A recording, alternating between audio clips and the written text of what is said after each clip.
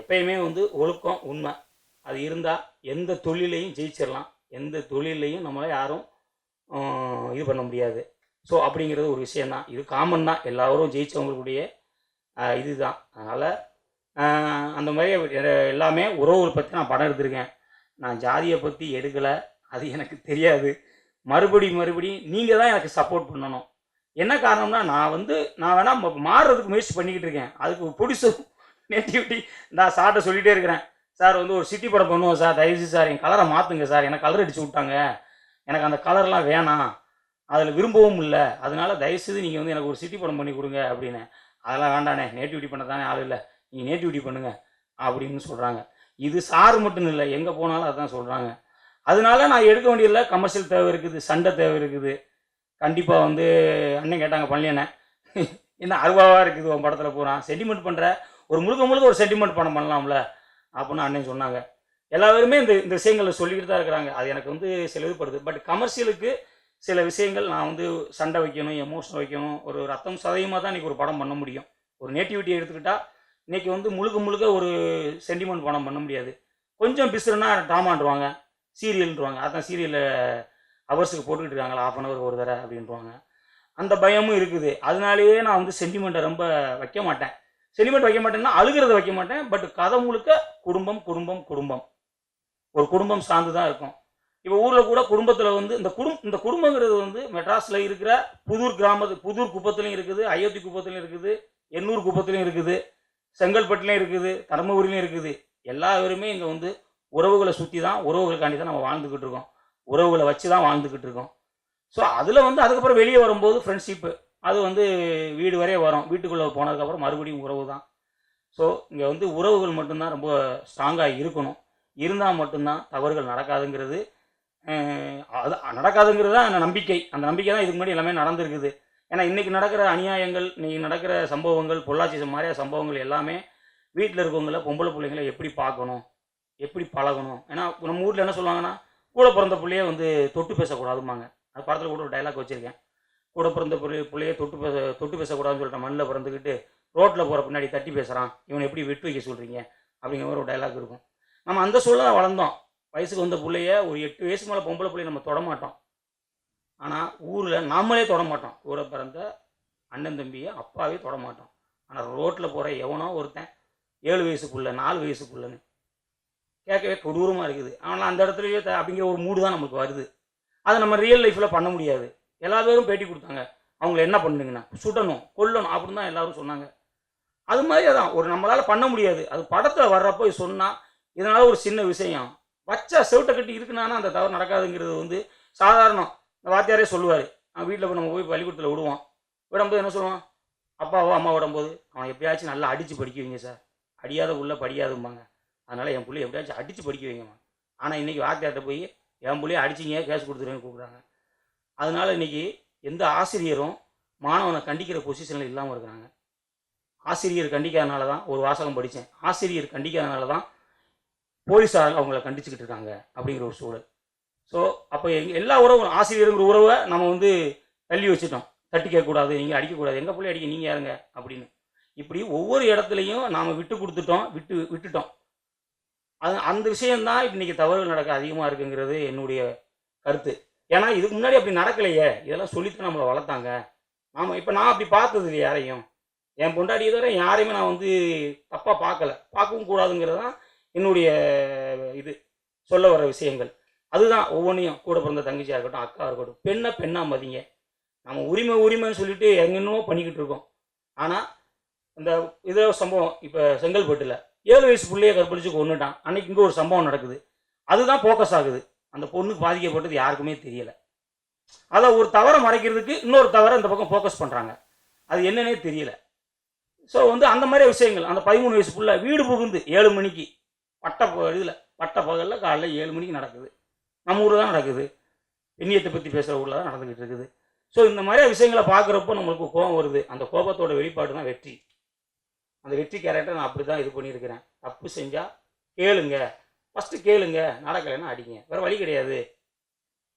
ஒன்று உடைக்கணும் இல்லை அடிக்கணும் அப்படிங்கிற ஒரு விஷயத்த சொல்லியிருக்கேன். இது வன்முறையை தூண்டுற விஷயம்லாம் கிடையாது. இது என்னடனா நம்ம பக்குவமாக பேசுகிறோம், வேறு வழி என்ன பண்ண சொல்கிறீங்க? ஏதாவது ஒன்று பண்ணணும்ல. மெரினா புரட்சி மாதிரியே ஒன்றும் கூடணும். இப்போ கூட விட மாட்டேங்கிறாங்க. இப்படி ஒவ்வொரு விஷயத்தையும் நம்மளை ஏதோ ஒன்று பண்ணிக்கிட்டே இருக்கிறாங்க. திடீர்னு அரசியல் பேசுகிறாங்க அப்படின்னு எதுவும் ஃபீல் பண்ணிக்கிற வேணாம். ஏன்னா அரசியல் இல்லாமல் நம்ம எதுவுமே கிடையாது. அதுவும் ஒன்று இருக்குது. அதனால் தேவராட்டம் ஜாதி படம் கிடையாது. அந்த அரசியலுக்கு வந்துடுறேன். ஜாதி படம் கிடையாது. ஸோ என் கேரக்டரு வந்து அருவா கலாச்சாரங்கிறது இல்லை, சண்டைங்கிறது படத்துக்கு தேவைப்படுது. அதனால நான் வந்து சண்டை வச்சுருக்கேன். ட்ரெய்லர் ஒரு பரபரப்பாக இருக்கணும் அப்படிங்கிறக்காண்டி தான் அந்த சண்டை காட்சிகள் கொஞ்சம் அதிகமாக பயன்படுத்தியிருக்கேன். அதை வேணால் வர்ற படங்களை கொஞ்சம் குறைச்சிக்கிறேன். ஏன்னா ஒரு விஷயங்கள் இங்கே சொல்கிறது எல்லாமே சரியாக தான் இருக்கும். இன்றைக்கி வந்து ஃபஸ்ட்டு டைட்டில், 2வது போஸ்டர், 3வது ட்ரெய்லர், அதுக்கப்புறம் சாங்கு, இந்த 4 சரியாக இருந்தால் தான் ஒரு படம் போய் பிஸ்னஸுக்கு நிற்கிது. அதுக்கப்புறம் தேட்டருக்கு போகுது. இன்றைக்கி வந்து பணம் போடுறவங்க ஊரில் வந்து நடிக்கிறதுக்கு நிறைய பேர் வராங்க. டைரக்ஷன் பண்ணுறதுக்கு டெய்லி 100 பேர் ஏறுறாங்க. பஸ் வேறு நிறையா விட்டாங்க. ஆனால் ப்ரொடக்ஷன் பண்ணுறதுக்கு யாருமே வர்றதில்லை பையை தூக்கிக்கிட்டு. பணங்கிறது சினிமாவில் ரொம்ப முக்கியம். ஏன்னா நம்ம நினைக்கிறத வந்து விஷுவல் கொண்டு வரணும்னா அதுக்கு பணம் தேவை. படம் பண்ணுறதுக்கு கதை யார்ட்டைனா கேட்டால் கிடச்சிரும். 2 புத்தகத்தை படித்தா கிடச்சிரும். ஆனால் ஒரு ப்ரொடியூசர் கிடைக்கிறது தான் பெரிய கஷ்டம். இல்லை ப்ரொடியூசர் ஈஸியாக கிடைக்கணும்னா ஒரு மிகப்பெரிய ஹீரோ கிடைக்கணும், பிஸ்னஸ் ஹீரோ கிடைக்கணும். ஸோ இப்படி ஒரு சூழலான உலகத்தில் நம்ம வாழ்ந்துக்கிட்டு இருக்கோம். அந்தந்த அன்றைக்கி தான் என்றைக்குமே சினிமா அப்படி தான் இருக்குது. அதனால தான் சில சண்டை காட்சிகள், சில விஷயங்கள், கமர்ஷியலாக சில விஷயங்கள் வைக்கிறோம். அதனால் அதையும் கொஞ்சம் குறைக்கிறதுக்கு நான் முயற்சி பண்ணுறேன். நான் எதையுமே வந்து தட்டி கழிக்கலை. நான் அதை எடுத்துக்கிறேன். நீங்கள் சொல்கிற அறிவுரைகளை நான் எடுத்துக்கிறேன். மறுபடியும் இது ஜாதி படம் கிடையாது. இது ஒரு எமோஷ்னலான முழுக்க குடும்ப பாங்கான படம். கூட்டு குடும்பம். ஒரு குடும்பத்திலேருந்து ஒரு உயிர் போயிடுச்சுன்னா அதாவது அப்பன் போயிட்டானா ஆத்தா காப்பாற்றுவா, 2 பேரும் போயிட்டாங்கன்னா அக்கான்னு ஒருத்தன் தான் காப்பாற்றுவா, இல்லைன்னா அண்ணன்னு ஒருத்தன் தான் காப்பாற்றுவான், இல்லைன்னா தம்பின்னு ஒருத்தன் காப்பாற்றுவான். யாரோ ஒருத்தங்களை நம்ம ஒரு உறவை சுற்றி நம்ம வாழ்ந்துக்கிட்டு தான் இருக்கிறோம். நம்மளை வளர்த்துக்கிட்டு தான் இருக்கிறாங்க. அதை தான் நான் சினிமாவில் சொல்லணும்னு ஆசைப்பட்றேன். அதை தான் சினிமாவில் நான் பதிவு பண்ணணும்னு உறுதியாக இருக்கேன். டவுனில் படம் எடுத்தாலும், சிட்டியில் மெட்ராஸில் படம் எடுத்தாலும் என் உறவுகள் வந்து தொடர தான் செய்யும். அதுலேயும் உறவுகள் வச்சு தான் படம் பண்ணுவேன். அதனால் நான் அடுத்த படம் வந்து சிட்டியில் பண்ணுறதுக்கு தான், இந்த விமர்சனங்கள்லேருந்து வெளியே வர்றதுக்கு தான் கன்னடத்துலேருந்து ஒரு படத்தை வாங்கி வச்சுருக்கிறேன். சொந்த துட்டை போட்டு. அதுக்கு இப்போ பார்த்தாலும் எல்லாம் நேட்டிவிட்டி தான் பண்ணுங்கள், அதை அப்புறம் பண்ணிக்கலாம் அப்படின்னு தான் சொல்கிறாங்க.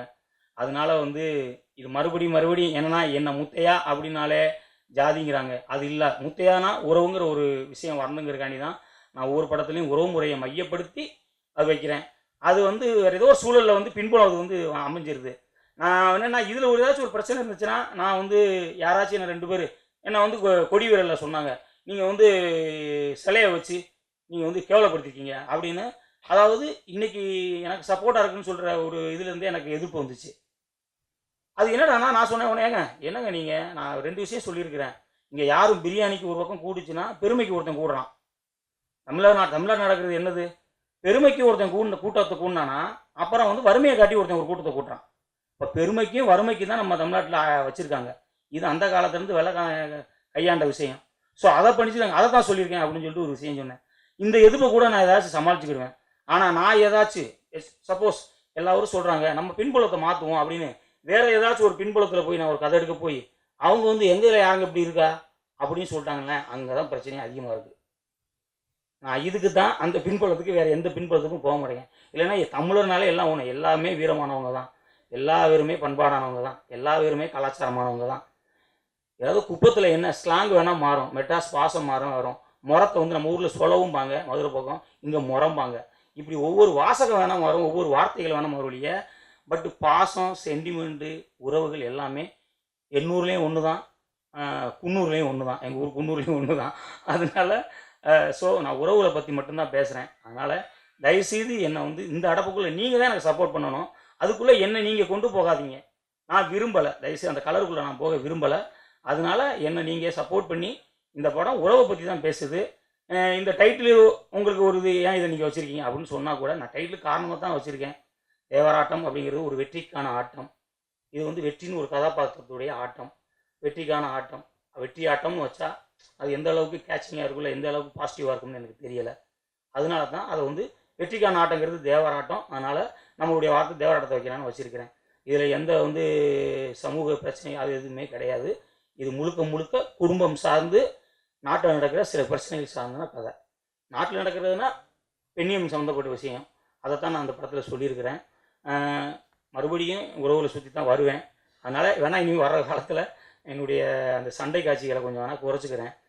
குறைச்சா பயமாக இருக்குது எடுக்கிறதுக்கு, ஏற்றுக்கிடுவாங்களா இல்லையான்னு கொஞ்சம் பயம் அதிகமாக இருக்குது.